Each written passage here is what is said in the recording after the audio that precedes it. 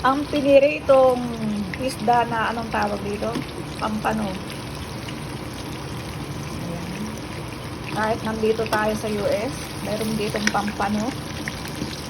Piprito ko siya at aking isasasyado.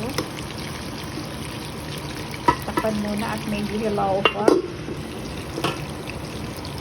Ang piniri itong isda na anong tawag dito?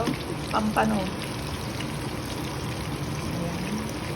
Kahit nandito tayo sa US, meron ditong pampano. Piprito ko siya at aking isasasyado.